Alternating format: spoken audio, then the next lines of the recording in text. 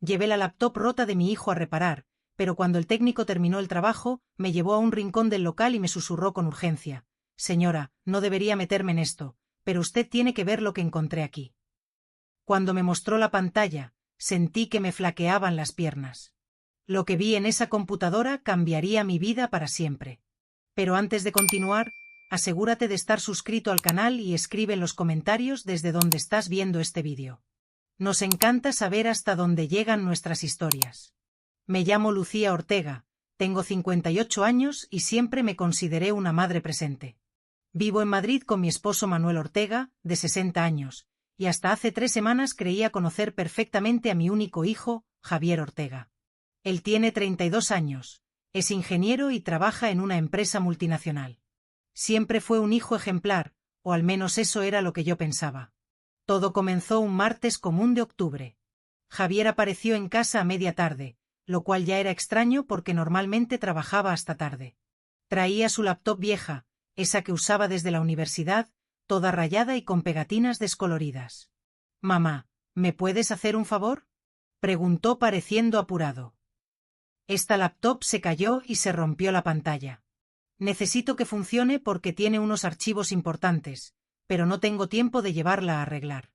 ¿Conoces algún técnico de confianza?». Me pareció un poco extraña la situación. Javier siempre fue extremadamente cuidadoso con sus aparatos electrónicos, casi obsesivo. Verlo con una laptop rota era inusual, pero no cuestioné mucho. Al fin y al cabo, los accidentes pasan. «Sí, conozco a uno», respondí. «Ese muchacho que arregló mi móvil el mes pasado, Alejandro, tiene un localito cerca del mercado. Dicen que es muy bueno y honesto». Javier pareció dudar por un momento. «¿Estás segura de que es fiable? Es que hay documentos de trabajo confidenciales aquí, ¿entiendes?». «Claro que sí, hijo. Alejandro es súper profesional, incluso firma un acuerdo de confidencialidad con los clientes». «Relájate». Él todavía parecía renuente, pero terminó aceptando. Me entregó la laptop junto con un papel donde había anotado la contraseña de acceso. «Está bien, mamá, pero cuando termine puedes ir a buscarla personalmente. No quiero que se quede mucho tiempo allá». «No te preocupes, mañana mismo la llevo y estoy pendiente del tiempo de entrega». Javier me dio un abrazo rápido y salió apurado. Recuerdo haber pensado que todo aquello era medio raro, pero no le di mucha importancia. Mi hijo siempre fue adicto al trabajo. Vivía preocupado por plazos y proyectos. A la mañana siguiente fui al local de Alejandro. Era un lugar pequeño y organizado, con estantes llenos de piezas de ordenadores y móviles en reparación. Alejandro me recibió con una sonrisa amable. Tenía unos 28 años, usaba gafas y tenía esa actitud tranquila de quien realmente sabe lo que hace. «Doña Lucía, qué bueno verla de nuevo. ¿En qué puedo ayudarla?». Le expliqué la situación de la laptop de Javier. Alejandro examinó el aparato con cuidado, anotando el modelo y el problema. «La pantalla sí está bien dañada», observó. «Pero por lo que veo, el resto está intacto. Voy a necesitar pedir una pantalla nueva, pero puedo resolverlo en unos 3 días laborables». «Perfecto. ¿En cuánto me va a salir?».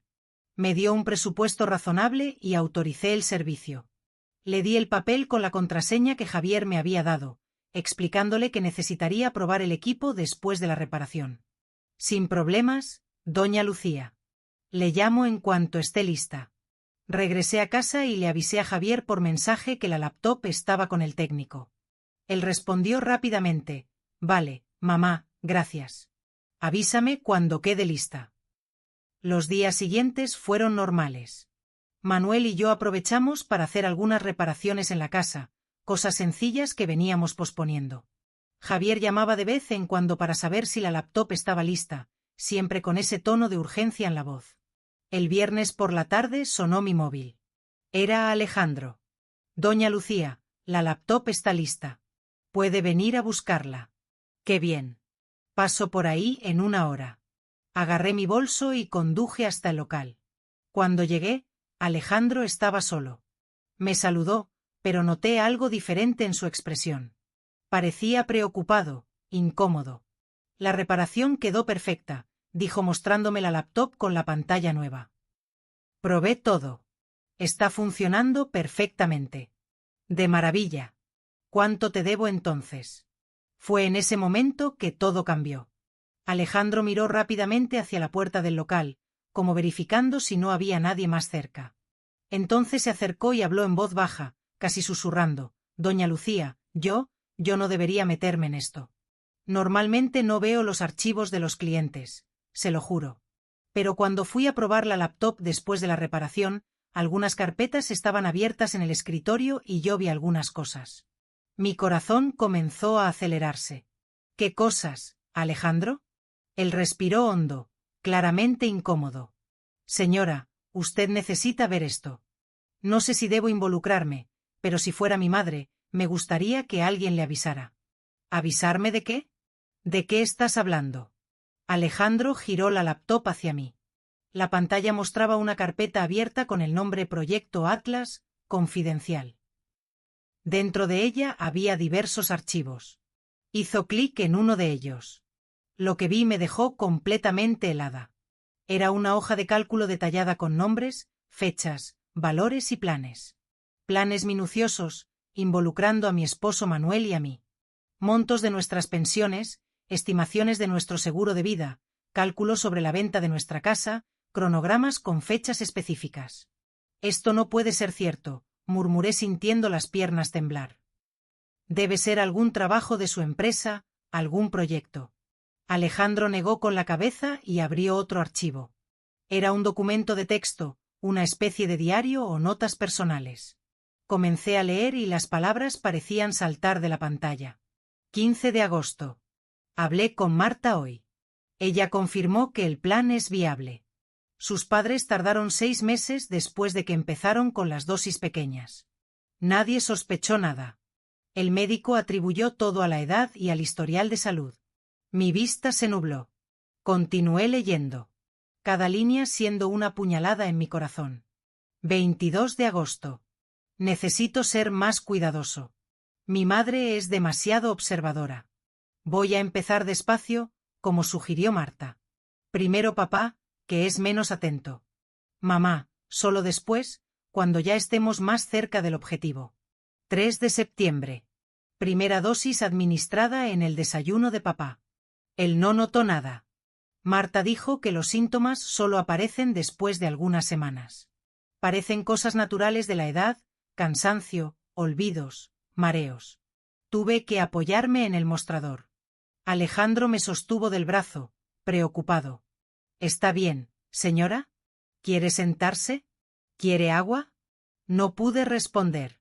Continué leyendo, hipnotizada por el horror de aquellas palabras. Mi propio hijo documentando fríamente un plan para envenenarnos, para matarnos. Señora, dijo Alejandro suavemente. Hay más, mucho más. Hay mensajes de texto exportados, correos, fotos de documentos. Él estaba planeando todo con el más mínimo detalle. Abrió otra carpeta. Ahí estaban las capturas de pantalla de conversaciones entre Javier y su esposa, Marta Torres. Los mensajes eran técnicos, fríos, calculadores. Discutían dosis, síntomas, cómo hacer que pareciera natural, cómo evitar sospechas. Sentí náuseas subiendo por la garganta. Corrí al baño del local y vomité. Cuando regresé, pálida y temblando, Alejandro me había preparado un vaso de agua. Lo siento mucho, doña Lucía. Siento mucho de verdad que tenga que ver esto, pero usted necesitaba saberlo. Me senté en una silla tratando de procesar lo que acababa de descubrir. Mi hijo Javier, mi único hijo, al que cargué 9 meses, al que amamanté, al que crié con todo amor y dedicación. Estaba planeando asesinar a su padre y a mí por dinero. ¿Está seguro de que esto es real? Pregunté aún buscando alguna explicación racional. Puede ser un trabajo de ficción, algún proyecto creativo. Alejandro negó con la cabeza. Doña Lucía, revisé las fechas. Algunas de estas notas son de hace semanas y hay comprobantes aquí, facturas de compras online de sustancias químicas. Tiene hasta notas sobre los horarios en que usted y su esposo desayunan, comen y cenan. Esto no es ficción. La realidad cayó sobre mí como un jarro de agua fría. Era real. Todo aquello era terriblemente real. Me quedé sentada en esa silla por varios minutos, intentando hacer que mi cerebro procesara lo que mis ojos habían visto. Alejandro respetó mi silencio, pero podía sentir su preocupación. Él caminaba de un lado a otro del pequeño local, claramente sin saber qué hacer. Alejandro, logré decir finalmente, ¿puedes copiar todo esto para mí? ¿Todas estas carpetas, todos estos archivos? Él asintió inmediatamente. Claro, doña Lucía. De hecho, ya había separado todo en una carpeta específica por si usted quería. Puedo pasarlo a una memoria USB. Mientras él trabajaba copiando los archivos, mi mente corría en 1000 direcciones diferentes. ¿Cómo era posible esto? ¿Cómo mi Javier, que siempre fue tan cariñoso, tan atento, podría estar planeando algo tan monstruoso? Recordé todas las veces en las últimas semanas en que había aparecido en casa sin avisar. Solo pasé a saludar, decía, siempre ofreciendo ayuda en la cocina, siempre queriendo prepararle el café a su padre. Siempre siendo demasiado servicial. Dios mío, todo aquello había sido parte del plan. Listo, dijo Alejandro entregándome la memoria USB. Está todo aquí. Doña Lucía, usted necesita ir a la policía, a la comisaría. Esto es muy serio. Tomé el USB con manos temblorosas y lo guardé en mi bolso. Sí, lo sé, pero primero necesito hablar con mi esposo. Él tiene que saber. ¿Está segura de que quiere volver a casa? ¿Y si su hijo aparece allá? La pregunta me heló la sangre. Javier tenía llave de la casa. Podía aparecer en cualquier momento. ¿Y si él sospechaba que habíamos descubierto algo? La laptop, dije de repente. Javier va a querer la laptop de vuelta. Si no la llevo, va a desconfiar. Alejandro pensó por un momento. Tengo una idea. Voy a restaurar la laptop exactamente como estaba antes de que yo abriera esas carpetas. Voy a borrar hasta el historial de navegación y los registros de acceso. Así él no va a saber que alguien vio algo. ¿Puedes hacer eso? Sí, puedo. Deme unos 15 minutos. Mientras Alejandro trabajaba, me senté nuevamente e intenté organizar mis pensamientos. Necesitaba ser inteligente. Si Javier descubría que sabíamos algo, podría acelerar sus planes o intentar algo inmediato. Saqué mi móvil y le mandé un mensaje a Manuel. Amor, necesito hablar contigo con urgencia cuando llegues a casa. Es muy importante. No hables con nadie sobre esto ni con Javier si te llama. Manuel respondió casi inmediatamente. ¿Está todo bien? Me estás preocupando. Estoy bien, pero es serio. Te cuento cuando llegue. 15 minutos después, Alejandro me entregó la laptop. Listo. Está exactamente como la encontré cuando la encendí por primera vez. Él no va a desconfiar de nada. Pagué por la reparación y le agradecí profundamente. Alejandro, gracias. Gracias, de verdad. Tú nos salvaste la vida. Él puso su mano en mi hombro. Va a estar bien, doña Lucía. ¿Quiere que llame a alguien? No, voy a estar bien. Necesito irme ahora. El viaje de regreso a casa fue borroso. Conduje en automático, todavía en estado de shock. Cada semáforo parecía tardar una eternidad. Cuando finalmente aparqué en el garaje, vi que el coche de Manuel ya estaba ahí. Había llegado más temprano del trabajo.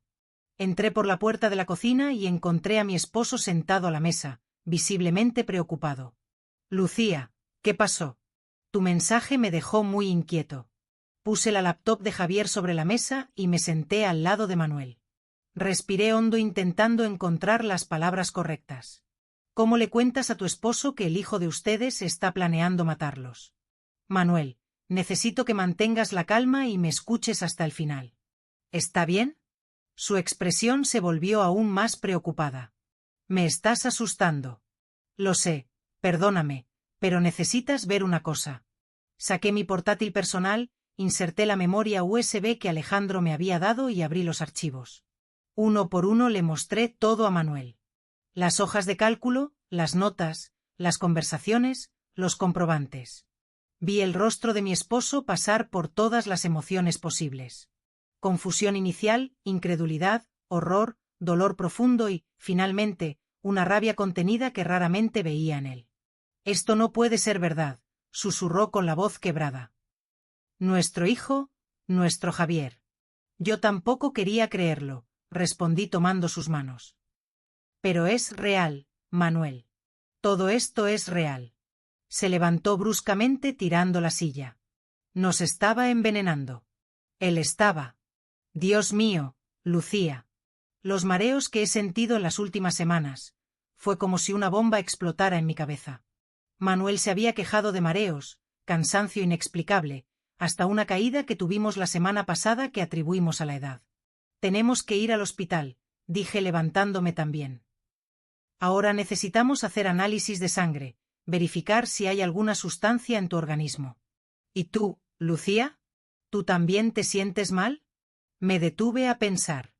No, yo no. Pero según las notas de Javier, el plan era empezar con Manuel primero. Yo vendría después. Voy a hacerme los análisis también por precaución. Pero Manuel, antes de irnos al hospital, necesitamos decidir qué hacer. Si Javier se entera de que descubrimos. Vamos directo a la policía, dijo Manuel con firmeza. Ahora mismo, no voy a esperar ni un minuto más. Pero, ¿y si no nos creen? ¿Y si piensan que estamos exagerando, que es solo un malentendido? Manuel señaló la pantalla del portátil. ¿Malentendido, Lucía? Está todo documentado aquí. Él detalló todo como un idiota. Creía que nunca sería descubierto. Tenía razón, pero algo aún me incomodaba. Manuel, ¿quién es esa Marta que aparece en los mensajes? Ella habla como si ya hubiera hecho esto antes. Volvimos a los archivos y comenzamos a buscar más información sobre ella. Encontramos fotos, conversaciones, hasta una dirección. Marta Torres, 29 años, esposa de Javier desde hace 8 meses. ¿8 meses? Murmuré. Está casado con ella hace 8 meses y nunca nos la presentó. En las conversaciones quedaba claro que Marta era la mente detrás de todo. Ella sugería los métodos. Ella calmaba a Javier cuando él mostraba dudas. Ella planeaba cada detalle. En un mensaje particularmente impactante, ella escribía: Amor, yo sé que es difícil al principio. Fue difícil para mí también cuando lo hice con mis padres. Pero después vas a ver que fue la mejor decisión. Piensa en nuestra vida después con todo ese dinero. Vamos a poder viajar por Europa, comprar esa casa que sueñas. Vale la pena. Ella mató a sus propios padres, dijo Manuel con horror evidente en la voz. Y le está enseñando a nuestro hijo a hacer lo mismo. Buscamos más información sobre Marta Torres en Internet. Encontramos noticias antiguas de un periódico de Valencia sobre la muerte misteriosa de una pareja, Carlos y Elena Torres, hace 3 años. La policía había investigado, pero archivó el caso por falta de pruebas. La única hija de la pareja, Marta, heredó todo. Una casa de alto nivel, inversiones, un apartamento en la playa. Ella ya hizo esto antes, dije sintiendo un escalofrío recorrer mi espalda. Y salió impune. Ahora está usando a nuestro hijo para hacerlo de nuevo. Manuel estaba visiblemente afectado. Caminó hasta la ventana y se quedó mirando hacia afuera con las manos temblando. ¿Cómo se involucró nuestro hijo con una persona así? ¿Cómo no nos dimos cuenta? Esa era la pregunta que más me atormentaba. ¿Dónde nos habíamos equivocado como padres? ¿Qué señales dejamos pasar? No tenemos tiempo para esto ahora, dije tratando de mantenerme enfocada. Necesitamos actuar. Voy a llamar a la policía. Pero antes de que pudiera tomar el teléfono, oímos el sonido inconfundible de una llave en la cerradura de la puerta principal. Javier estaba llegando. Manuel y yo intercambiamos miradas aterrorizadas. En un movimiento rápido, cerré todos los archivos del portátil y arranqué el USB tirándolo dentro de mi bolso. Manuel enderezó la silla que había tirado. «¿Actúa normal?», le susurré. «No puede sospechar nada». Javier entró al salón con una sonrisa en el rostro. Usaba esa camisa azul que yo misma le había planchado la semana pasada. Parecía tan normal, tan común. ¿Cómo alguien con esa apariencia podía esconder tal monstruosidad? «Hola, mamá». «Hola, papá. Vine a buscar mi laptop». «¿Pudieron arreglarla?». Mi voz casi falló, pero me forcé a sonreír. «Sí, Hijo, quedó perfecta. Alejandro hizo un gran trabajo. Javier agarró la laptop y la abrió, verificando la pantalla nueva. ¡Qué bien!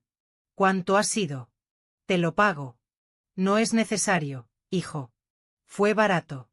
Él insistió, pero yo me negué. Mientras tanto, observé cada movimiento suyo, cada expresión.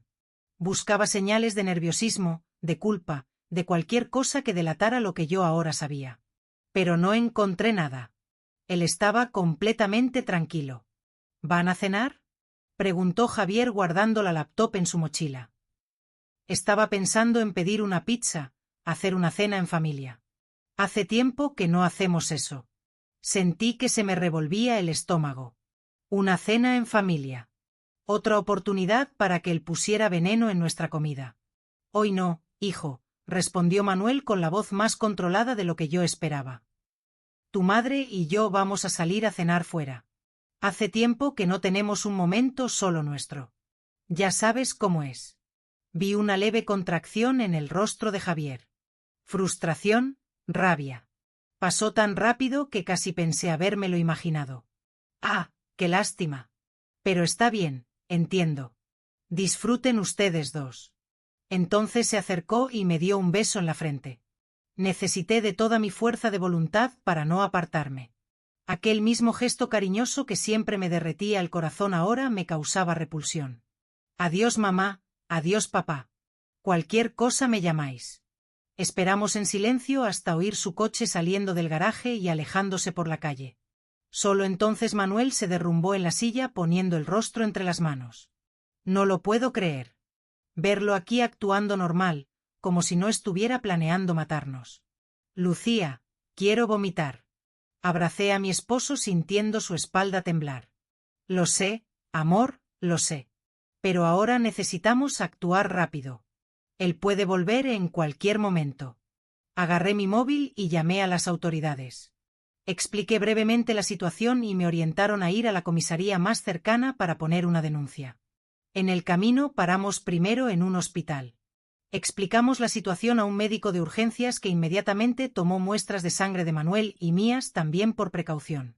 Los análisis toxicológicos tardarían algunos días, pero el médico nos orientó a evitar cualquier comida o bebida a la que Javier pudiera tener acceso. Ustedes necesitan ir a un lugar seguro, alertó el médico. Si lo que están diciendo es verdad y hay pruebas de eso, corren peligro real. De ahí fuimos a la comisaría, donde nos recibió el inspector Santos, un hombre de unos 45 años con expresión seria. Contamos toda la historia desde el inicio. Mostramos los archivos que Alejandro había copiado, las conversaciones, las hojas de cálculo, todo. El inspector examinó todo con atención, tomando notas. Esto es extremadamente grave. Voy a necesitar asegurar esta memoria USB como prueba e iniciar una investigación inmediata. ¿Y qué hay de esa Marta?, pregunté. Ella aparentemente ya mató a sus propios padres. ¿Hay forma de investigar eso también? El inspector hizo más anotaciones. Voy a ponerme en contacto con la policía de Valencia y solicitar información sobre aquel caso. Si logramos probar una conexión, podemos reabrir la investigación. Pasamos las siguientes 3 horas en la comisaría dando declaraciones detalladas, firmando documentos, respondiendo preguntas. El inspector fue minucioso, queriendo saber cada detalle desde cuando empezamos a notar cambios en el comportamiento de Javier. Ustedes no pueden volver a casa esta noche, dijo finalmente el inspector. Voy a solicitar protección policial, pero por ahora sugiero que se queden en un hotel, usen efectivo, no tarjeta para no dejar rastros y no le cuenten a nadie dónde están ni a familiares. Salimos de la comisaría y ya era casi medianoche. Fuimos a un hotel sencillo en el centro de Madrid, lejos de nuestro barrio. Nos registramos usando nombres diferentes, como el inspector había sugerido. En la habitación del hotel, Manuel y yo nos sentamos en la cama, exhaustos física y emocionalmente. Ninguno de los dos lograba procesar completamente la realidad de la situación. ¿Cómo vamos a dormir?, preguntó Manuel. ¿Cómo voy a cerrar los ojos sabiendo que nuestro hijo nos quiere matar? No tenía respuesta. Me acosté a su lado y nos quedamos en silencio, cada uno perdido en sus propios pensamientos atormentados. Mi mente no paraba de revivir momentos de la infancia de Javier. Su primer día de clase, su graduación, el día en que consiguió su primer empleo. Cuando tenía 10 años y se rompió el brazo andando en bicicleta, recuerdo cómo lloró en mi regazo en el hospital. Yo me juré a mí misma que siempre lo protegería de cualquier mal. Ahora era de él de quien necesitábamos protegernos. Mi móvil vibró. Era un mensaje de Javier. Mamá, ¿dónde estáis? Pasé por casa y no hay nadie. Estoy preocupado. Le mostré el mensaje a Manuel. ¿Qué le respondo? Dile que fuimos a un hotel romántico, aniversario de bodas anticipado o algo así. Escribí el mensaje con las manos temblorosas.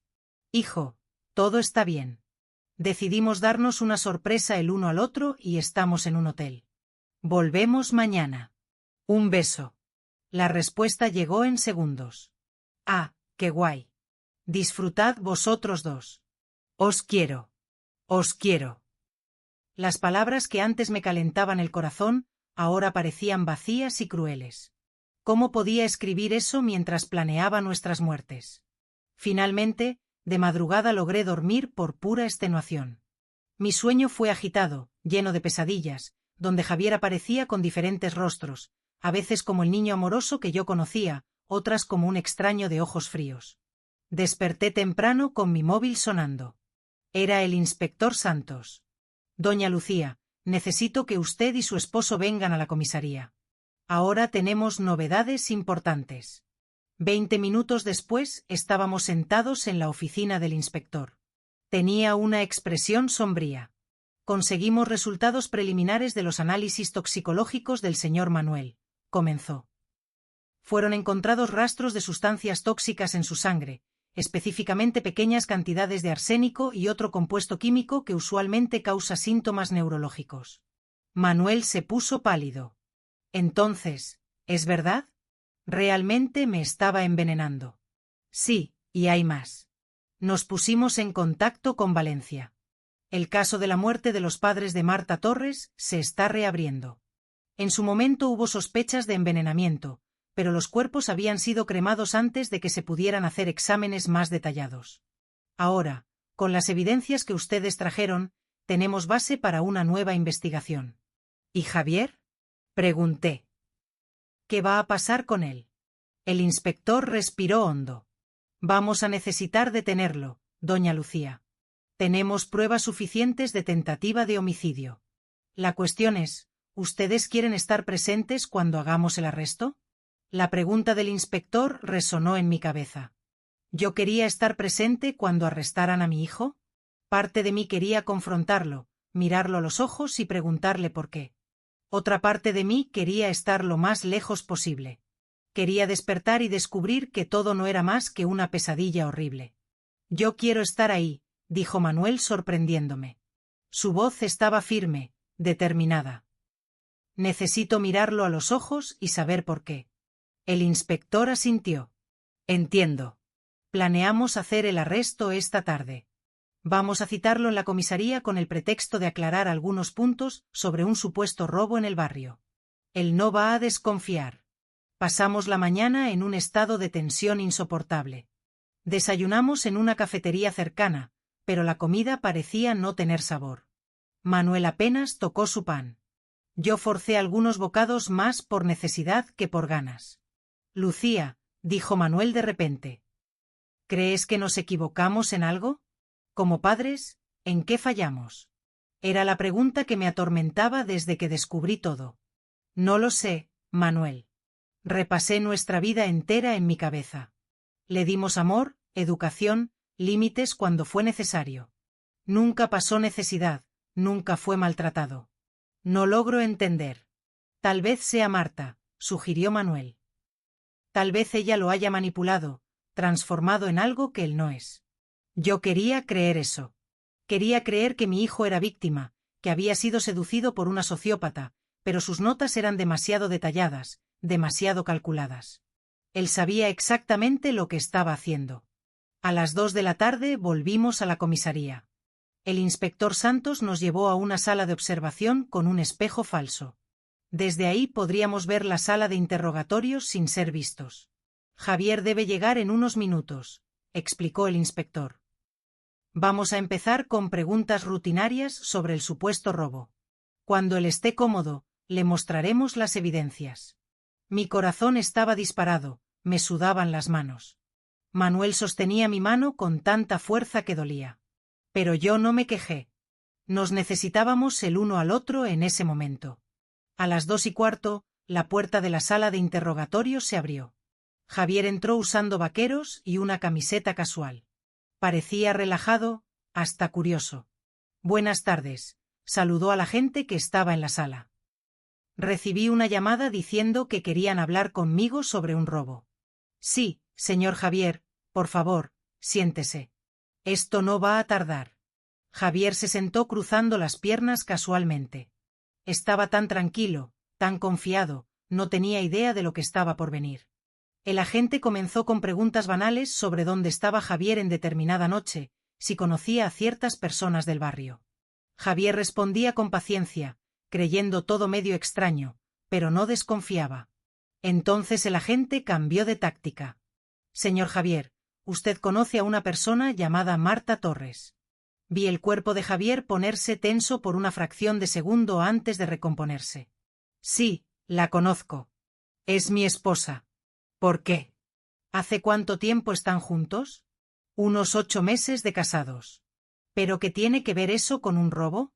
El agente ignoró la pregunta. Usted tiene una laptop, ¿correcto? Una laptop vieja que recientemente fue a reparación. La expresión de Javier cambió. Primero confusión, después el inicio de una preocupación. Sí, tengo. Mi madre la llevó a arreglar, pero no entiendo. El técnico que arregló su laptop encontró algunos archivos interesantes, señor Javier. Archivos que sugieren que usted está planeando asesinar a sus propios padres. El silencio que siguió fue ensordecedor. Javier se quedó completamente inmóvil, el color huyendo de su rostro.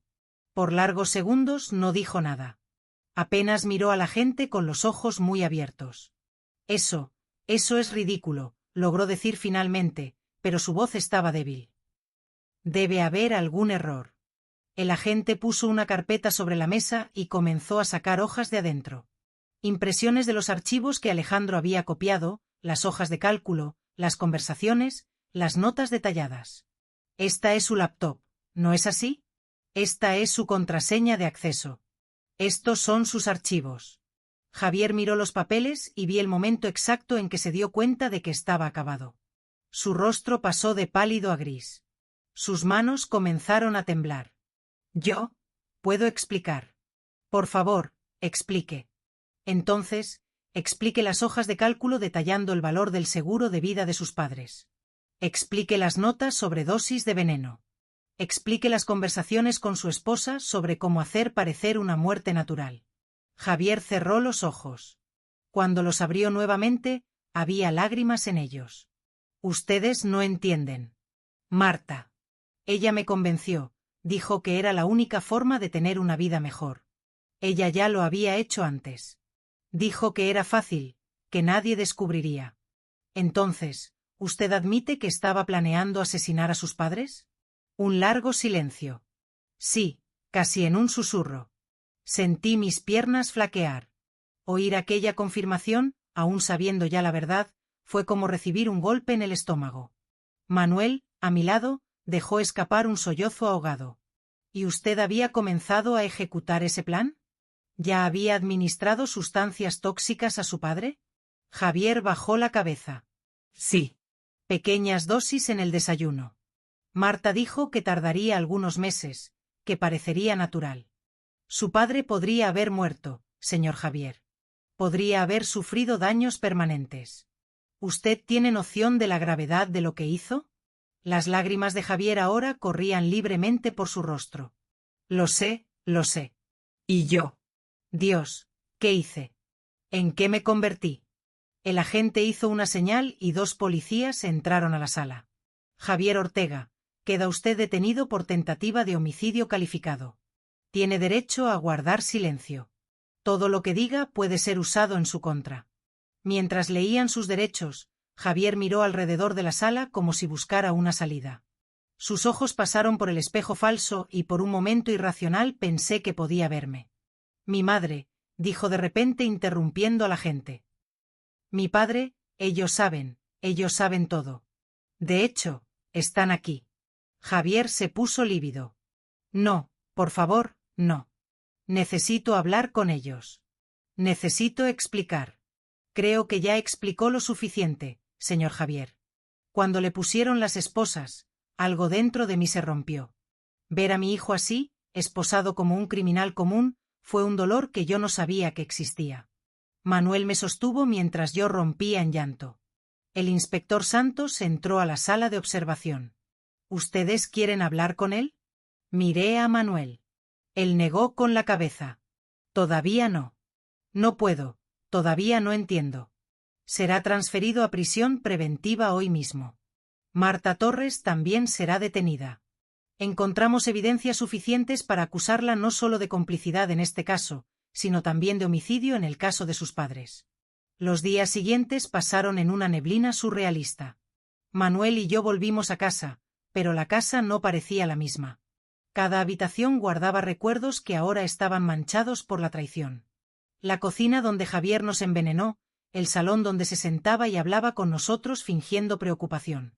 Su habitación, por cuya puerta yo no podía ni pasar. Los resultados completos de los análisis de Manuel llegaron.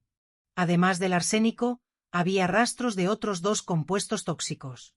El médico explicó que si hubiera continuado siendo envenenado por más semanas, Manuel probablemente habría sufrido daños permanentes en el hígado y los riñones, posiblemente hasta un fallo orgánico. Tuvo suerte, dijo el médico. Mucha suerte. Suerte. Qué palabra tan extraña para descubrir que tu hijo te quiere matar. La noticia se filtró a la prensa. De alguna forma, algún periodista descubrió la historia y pronto estábamos en todos los telediarios. Hijo planeaba asesinar a padres por herencia. Ingeniero preso por tentativa de homicidio de sus propios padres. Esposa lo convenció de matar a la familia. Nuestra casa fue sitiada por reporteros. Tuvimos que contratar seguridad privada solo para poder salir. Vecinos que antes nos saludaban, ahora nos miraban con una mezcla de lástima y curiosidad morbosa. Decidimos que no daríamos entrevistas. Nuestro dolor era nuestro, no entretenimiento público. Una semana después del arresto, recibimos una carta de Javier. La prisión la había enviado después de verificar que no contenía nada inadecuado. Manuel quiso tirarla a la basura sin leer, pero yo necesitaba saber qué tenía que decir. La carta era corta, escrita con la caligrafía familiar. Mamá y papá, sé que no merezco perdón. Sé que lo que hice es imperdonable, pero necesito que sepáis que me arrepiento profundamente. No fuisteis vosotros los que fallasteis como padres. Fui yo quien falló como hijo. Marta. Ella me manipuló. Me hizo creer que vosotros erais obstáculos para nuestra felicidad. Pero eso no es excusa. Yo sabía lo que estaba haciendo. Yo elegí hacerlo. Voy a pasar el resto de mi vida intentando entender cómo llegué a este punto. Cómo me convertí en alguien capaz de planear la muerte de las 2 personas que más me amaron en el mundo. Si pudiera volver atrás, si pudiera deshacer todo, pero no puedo. Solo quería que supierais que a pesar de todo, a pesar de toda mi monstruosidad, parte de mí todavía os ama y parte de mí murió cuando me di cuenta de en lo que me había convertido. Javier. Doblé la carta lentamente. No había lágrimas. Había llorado tanto los últimos días que parecía no tener más lágrimas para derramar. ¿Qué vas a hacer con eso? Preguntó Manuel. Guardarla, creo. No sé. Tal vez un día logre leerla sin sentir esto. Señalé mi pecho donde un dolor constante se había instalado. Nuestra abogada, Claudia, vino a visitarnos. Trajo noticias sobre el caso. Marta está intentando echarle toda la culpa a Javier. Dice que él era el cerebro de todo, que ella apenas estaba de acuerdo con lo que él decía por miedo. Pero tenemos las conversaciones, las evidencias. Nadie le está creyendo. ¿Y el caso de sus padres? Pregunté. ¿Se está reabriendo? Con base en las nuevas evidencias y en el patrón de comportamiento, hay una buena posibilidad de que sea acusada formalmente por el asesinato de ellos también. ¿Cuánto tiempo les van a caer? Quiso saber Manuel. La abogada Claudia suspiró. Javier está siendo acusado de tentativa de homicidio calificado. Con las circunstancias agravantes, las víctimas siendo los propios padres, premeditación, uso de veneno. Él puede recibir de 15 a 25 años. Marta, si es condenada por el asesinato de sus padres, también puede recibir la pena máxima, equivalente a prisión permanente revisable. 30 años. Javier tendría casi 65 años cuando saliera. Toda su vida desperdiciada. El juicio estaba marcado para dentro de 3 meses. Hasta entonces tendríamos que convivir con la prensa, con las miradas, con el dolor. Comenzamos a ir a terapia primero individualmente, después en pareja. La terapeuta, Dora Sofía, fue paciente con nosotros. No intentó forzar la aceptación o el perdón. Apenas nos ayudó a procesar un día a la vez. Ustedes pasaron por un trauma profundo, explicó en una sesión, no solo por la traición, sino por la ruptura completa de la confianza en la persona que debería ser más confiable. Eso toma tiempo para sanar. Tal vez nunca sane completamente. No puedo ni mirar fotos de él, confesé. Guardé todo, todos los álbumes, todas las fotos del salón. No soporto ver su cara. Eso es normal. Ahora él representa dolor. Con el tiempo, tal vez logres separar al Javier que conociste de aquel que planeó matarte. O tal vez no, y eso está bien también. Manuel tenía sus propias cuestiones. Él se culpaba por no haber notado los síntomas del envenenamiento, por haber confiado demasiado. ¿Cómo no me di cuenta? Repetía constantemente. Los mareos, el cansancio, los olvidos. Creí que era solo la edad, estrés. ¿Cómo fui tan ciego? ¿Confiaste en tu hijo? Respondió la doctora Sofía. Eso no es ceguera, es amor. Y él usó ese amor contra ti. La culpa no es tuya. 2 semanas después del arresto, la madre de Marta nos buscó. Doña Lourdes era una mujer frágil de unos 60 años que parecía cargar el peso del mundo en los hombros. Necesitaba hablar con ustedes, dijo cuando la recibimos en casa. Necesitaba decir que lo siento mucho, mucho, de verdad. Me quedé desconcertada. Usted no tiene la culpa de lo que hizo su hija. Pero yo debería haber visto las señales, dijo con lágrimas en los ojos. Cuando Carlos y Elena murieron, cuando mi hija heredó todo tan rápidamente, yo desconfié, pero no quise creer. No quise aceptar que mi propia hija pudiera ser capaz de eso. Ella contó que Marta siempre fue diferente, incluso de niña. No demostraba empatía, manipulaba a las personas, mentía compulsivamente. Doña Lourdes creía que era solo una etapa que iba a cambiar con la madurez. Pero empeoró, confesó doña Lourdes. Y cuando Carlos y Elena murieron, lo supe. En el fondo lo supe. Pero no tuve el valor de hacer nada. Y ahora ella destruyó más vidas, completé. Doña Lourdes asintió llorando abiertamente. Lo siento mucho. Siento mucho no haber tenido el valor de denunciarla antes. Tal vez si lo hubiera hecho, ustedes no estarían pasando por esto. No sabíamos qué decirle. Parte de mí quería culparla. Quería gritar que sí, ella debería haber hecho algo. Pero mirando a aquella mujer frágil y destrozada, solo logré sentir pena. ¿Qué va a hacer ahora?, preguntó Manuel. Voy a testificar contra ella, dijo doña Lourdes con determinación. Voy a contar todo lo que sé, todo lo que siempre sospeché. Es lo único que puedo hacer para intentar compensar. El juicio comenzó en una fría mañana de enero. Manuel y yo llegamos al tribunal escoltados por seguridad para evitar a la multitud de reporteros y curiosos que se aglomeraban en la entrada. La sala del tribunal estaba llena. Reconocí a algunos vecinos, colegas de trabajo de Javier, hasta personas que nunca había visto antes, pero que aparentemente tenían interés morboso en el caso. Cuando trajeron a Javier esposado, sentí mi corazón apretarse. Había adelgazado mucho. Su rostro estaba pálido, marcado. Cuando sus ojos encontraron los míos, vi dolor genuino en ellos, pero desvié la mirada. Todavía no estaba lista para encararlo directamente. Marta fue traída por separado. A diferencia de Javier, ella parecía compuesta, casi serena. Su cabello estaba arreglado, su postura erguida. Era como si estuviera yendo a una reunión de negocios, no a su propio juicio. El fiscal Eduardo Martínez abrió el caso con un discurso contundente. Este no es solo un caso de tentativa de homicidio, comenzó. Es un caso de traición en su forma más básica y dolorosa. Un hijo que planeó metódicamente asesinar a sus propios padres. Una mujer que ya había matado antes y que sedujo a un joven para hacer lo mismo. Vamos a probar, más allá de cualquier duda razonable, que Javier Ortega y Marta Torres son culpables de los crímenes por los cuales son acusados. La defensa de Javier intentó una estrategia de manipulación psicológica. Javier Ortega es una víctima, argumentó. Víctima de una mujer manipuladora que lo sedujo y lo convenció de hacer cosas que jamás habría hecho solo. Mi cliente era un hombre bueno, un ingeniero respetado hasta conocer a Marta Torres. Por otro lado, la defensa de Marta fue en la dirección opuesta, culpando a Javier por todo y alegando que ella era una esposa inocente que estaba siendo incriminada falsamente. Los días siguientes fueron una tortura. Tuvimos que escuchar testigos, peritos, relatos detallados de cómo Javier había planeado nuestras muertes. El perito toxicólogo explicó en términos técnicos cómo el arsénico y los otros compuestos que Javier usó actuaban en el organismo causando daños progresivos a los órganos. Si continuara siendo administrado, explicó el perito, el señor Manuel tendría aproximadamente 2 meses de vida.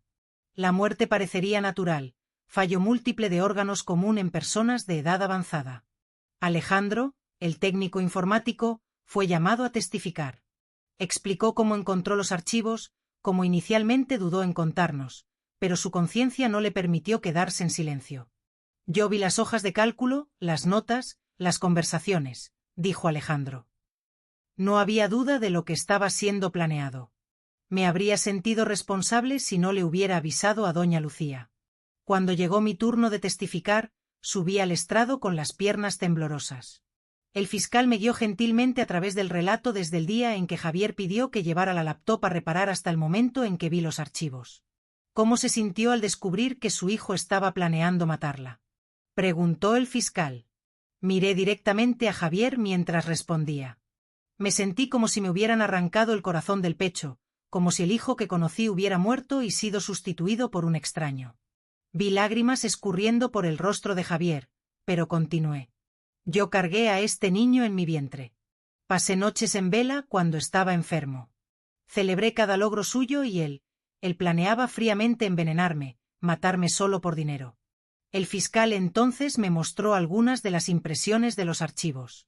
¿Usted reconoce esto? Sí, son las hojas de cálculo que Javier hizo calculando el valor de nuestro seguro de vida, de la casa, de nuestros ahorros. ¿Y esto? Las conversaciones entre él y Marta, discutiendo dosis de veneno, síntomas, cómo hacer parecer muerte natural. Fue demasiado doloroso. Tuve que hacer varias pausas para recomponerme. El juez fue comprensivo, permitiendo que tomara agua, respirara hondo. El abogado de Javier intentó hacerme parecer una madre vengativa, pero no funcionó. Los hechos eran los hechos. Las evidencias estaban ahí.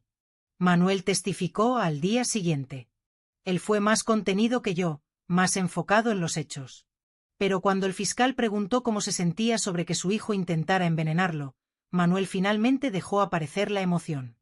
Yo le enseñé a este niño a andar en bicicleta, dijo con la voz quebrada. Jugué al fútbol con él cada fin de semana. Le ayudé con los deberes, le di consejos sobre su carrera, sobre la vida, y ahora descubro que le estaba poniendo veneno en mi café todas las mañanas. ¿Cómo? ¿Cómo debería sentirme? El momento más impactante del juicio vino cuando doña Lourdes, la madre de Marta, testificó. Ella contó sobre las sospechas que siempre tuvo sobre su hija, sobre los comportamientos extraños desde la infancia, sobre la muerte misteriosa de Carlos y Elena. Siempre lo supe, confesó llorando. En el fondo siempre supe que mi hija había matado a esa pareja, pero no tuve el valor de aceptar, de hacer algo, y por causa de mi cobardía, más personas casi murieron. La defensa de Marta intentó desacreditar a doña Lourdes diciendo que era una madre resentida tratando de perjudicar a la hija, pero el daño estaba hecho. En el 5º día de juicio, reprodujeron las grabaciones de las conversaciones entre Javier y Marta. Escuchar aquello en voz alta en el tribunal lleno fue surrealista. Marta, amor, no puedes flaquear ahora. Piensa en lo que vamos a tener cuando esto acabe. Javier, lo sé, pero es difícil. Cada vez que veo a mi padre, pienso que lo estoy envenenando. Marta, ¿y qué? Él es viejo. Iba a morir en algunos años de cualquier forma. Solo estás acelerando lo inevitable y haciéndolo de una forma que él no va a sufrir. Javier, ¿y mi madre? Marta, después de tu padre. Ella va a ser fácil, va a estar frágil, triste. Nadie va a pensar que es raro si ella también enferma. Solo necesitas tener paciencia. La sala se quedó en completo silencio mientras las grabaciones sonaban. Yo no podía mirar a Javier. No podía ver su expresión mientras escuchaba su propia voz planeando nuestra muerte. Cuando tocaron la parte donde Marta hablaba sobre cómo había matado a Carlos y Elena, la reacción fue audible. Murmullos, exclamaciones ahogadas de shock. Marta, me tomó unos 4 meses con Carlos. Empecé muy despacio, dosis mínimas. Empezó a tener mareos, confusión. El médico creyó que era Alzheimer temprano. Mi madre, Elena, tardó 6 meses. Fue más difícil porque ella era más joven, más sana, pero al final funcionó. Javier, ¿y nadie desconfió? Marta, los médicos creyeron que fue natural. Él tenía 68 años, ella 62. Pasa, ¿sabes? Cuando los exámenes mostraron posible envenenamiento, ya habían sido cremados. No había cómo probar nada. El juicio duró 2 semanas. 2 semanas de relatos horripilantes, evidencias aplastantes, testigos que confirmaban cada detalle sórdido del plan de Javier y Marta. En el penúltimo día, la acusación cerró presentando una cronología completa. Mostraron cómo Marta conoció a Javier en un evento corporativo, cómo ella intencionalmente lo sedujo, cómo gradualmente plantó la semilla de la idea de que sus padres eran obstáculos para su felicidad. Los correos y mensajes mostraban un patrón claro. Al principio, Marta era sutil. Comentarios aparentemente inocentes sobre cómo Javier merecía más de la vida, sobre cómo era injusto que él tuviera que esperar por la herencia mientras sus padres vivían cómodamente. Gradualmente las sugerencias se volvieron más directas. ¿Y si hubiera una forma de que tuvieran todo ahora? Escribió ella en un mensaje. ¿Y si no necesitaras esperar décadas? Javier inicialmente resistió. ¿De qué estás hablando? ¿Matar a mis padres? Estás loca. Pero Marta era persistente. Ella compartió artículos sobre casos de envenenamiento que nunca fueron descubiertos. Habló sobre cómo se había quedado libre y rica cuando Carlos y Elena murieron. Pintó un cuadro seductor de una vida de lujo y libertad, y lentamente Javier cedió. El primer mensaje donde él estuvo de acuerdo con el plan fue fechado hace 6 meses. Vale, vamos a hacer esto, pero tiene que ser perfecto. No puede haber errores. 6 meses. Él venía planeando matarnos desde hace 6 meses. Cuando llegó el turno de la defensa de presentar sus alegatos finales, el abogado de Javier se enfocó enteramente en la manipulación de Marta. Damas y caballeros del jurado, discursó, mi cliente es culpable, sí, pero él es también una víctima, víctima de una sociópata calculadora que lo sedujo y manipuló, que usó su amor por ella para transformarlo en un instrumento de muerte. Presentó informes psicológicos mostrando que Javier estaba en profunda depresión, que se arrepentía genuinamente, que había intentado suicidarse 2 veces en la prisión desde el arresto. Javier Ortega no es un monstruo, argumentó el abogado. Es un hombre que cometió errores terribles bajo la influencia de un verdadero monstruo. Él merece castigo, sí, pero también merece una oportunidad de redención. La defensa de Marta, por otro lado, intentó argumentar que todo no pasaba de una fantasía, que las conversaciones eran apenas un juego morboso de la pareja, que nunca tuvieron intención real de matar a nadie. ¿Dónde está la prueba de que mi cliente mató a Carlos y Elena Torres? Argumentó el abogado. No la hay. Solo especulación basada en conversaciones sacadas de contexto. Pero la acusación contra Marta en el caso de los Torres era fuerte. Testigos hablaron sobre cómo ella se había comportado de forma extraña durante la enfermedad de ellos. Cómo estaba ansiosa por cremar los cuerpos antes de que pudieran hacerse exámenes más detallados. Cómo comenzó a gastar la herencia antes incluso del funeral. En el último día llegó la hora de los alegatos finales de la fiscalía. El fiscal Eduardo Martínez estaba visiblemente emocionado. Lo que vimos en estas 2 semanas, comenzó, fue la cara más oscura de la naturaleza humana. Una mujer que mató a los padres que la criaron por avaricia. Un hombre que planeó asesinar a los padres que lo amaron incondicionalmente por promesa de riqueza y una vida fácil. Señaló las evidencias meticulosamente organizadas en una mesa. Esto no es fantasía, esto no es un juego. Son planes reales, acciones reales, veneno real que causó daños reales al señor Manuel Ortega. Entonces se volvió hacia Javier y Marta. Ustedes son jóvenes. Ustedes tenían toda una vida por delante, pero eligieron el camino más fácil, el camino de la traición, del asesinato.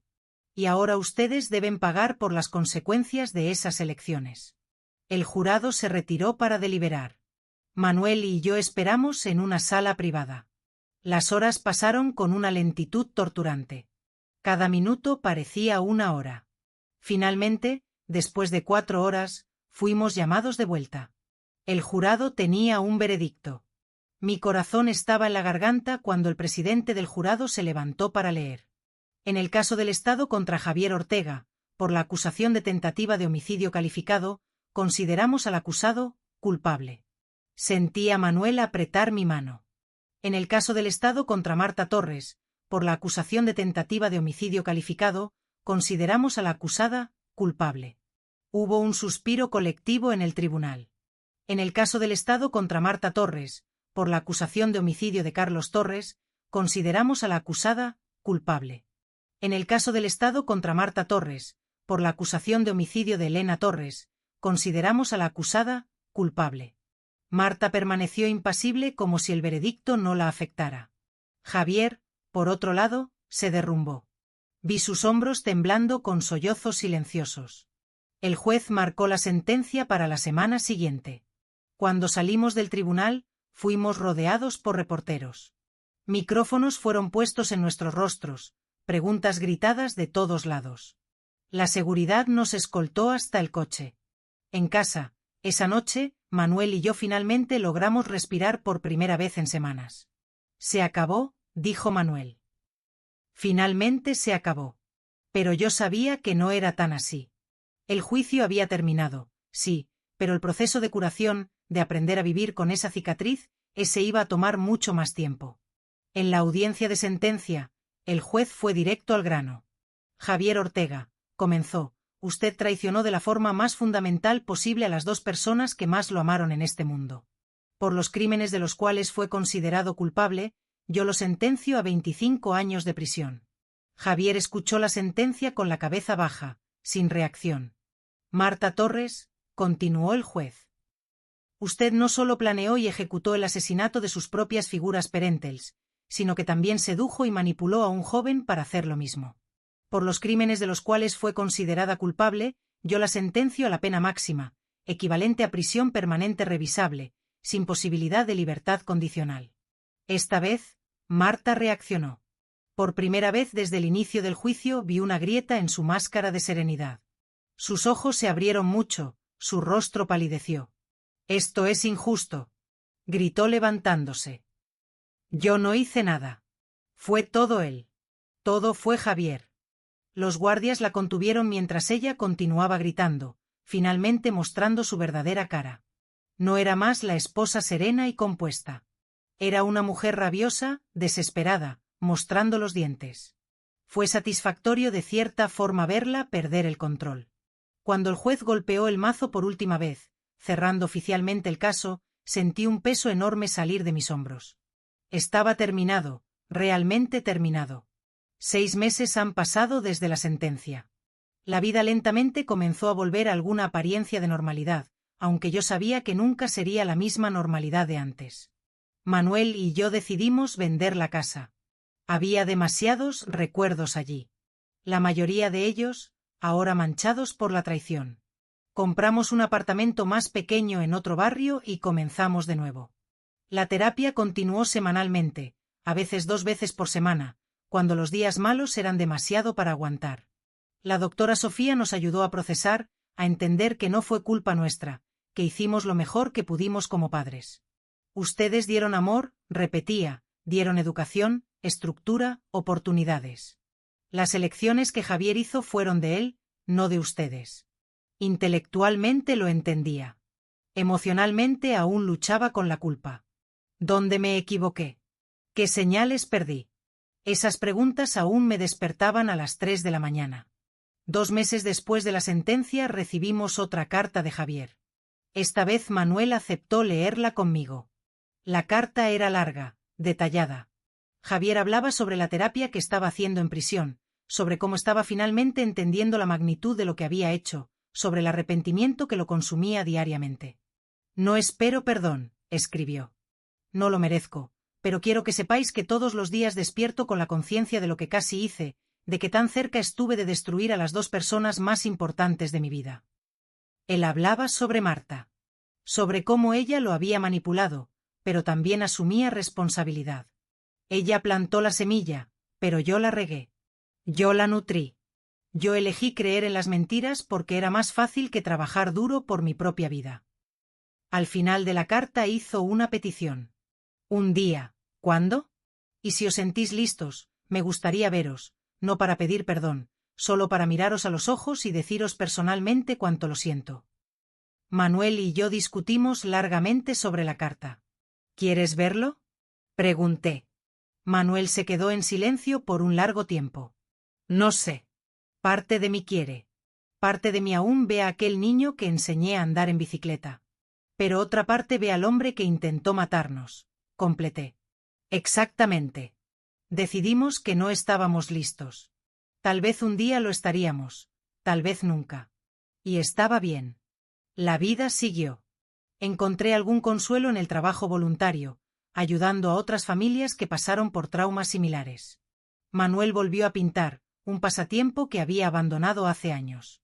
Hicimos amigos nuevos, personas que no sabían nuestra historia, que nos veían solo como Lucía y Manuel, no como esa pareja cuyo hijo intentó matarlos.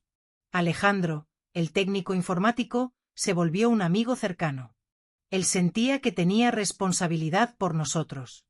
Aunque yo siempre le decía que él fue nuestro salvador, no al contrario. Si no me hubieras mostrado aquello, le dije en una comida, Manuel estaría muerto ahora.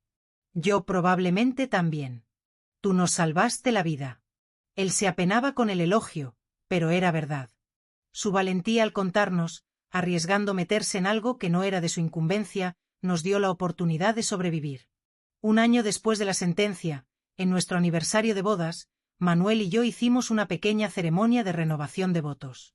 Solo nosotros dos, un juez y Alejandro como testigo. En la alegría y en la tristeza, nos dijimos el uno al otro. Nosotros sobrevivimos a la tristeza más profunda. Ahora vamos a enfocarnos en la alegría. No fue un final feliz en el sentido tradicional. Las cicatrices permanecen. Hay días en que el dolor es tan agudo como era al principio. Hay noches en que sueño con Javier de niño y despierto llorando. Pero también hay días buenos, días en que logro pensar en él y separar al hijo que amé del hombre que intentó matarme. Días en que siento gratitud por estar viva, por tener a Manuel a mi lado, por haber sobrevivido. 2 semanas atrás tomé una decisión. Escribí una carta para Javier, no ofreciendo perdón. Todavía no estaba lista para eso, pero reconociendo que recibí sus cartas, que entendía su arrepentimiento. Tal vez un día podamos conversar, escribí. Pero no ahora. Aún duele demasiado. Aún veo tu rostro cuando cierro los ojos y recuerdo todo. Un día tal vez, pero no hoy. Envié la carta y me sentí más ligera de alguna forma, como si hubiera soltado un poco del peso que cargaba. La historia del técnico informático que me salvó la vida se viralizó en las redes sociales. Alejandro recibió mensajes del mundo entero elogiando su valentía. Él nunca se acostumbró a la atención, pero creo que se sintió orgulloso de haber hecho lo correcto. Recientemente, la doctora Sofía me preguntó, Lucía, si pudieras volver en el tiempo, ¿qué cambiarías? Lo pensé por un largo tiempo antes de responder. Nada, dije finalmente. Si cambiara cualquier cosa, tal vez Manuel estaría muerto ahora. Tal vez yo lo estaría. Lo que pasó fue horrible, pero nos trajo hasta aquí vivos. Y eso es lo que importa.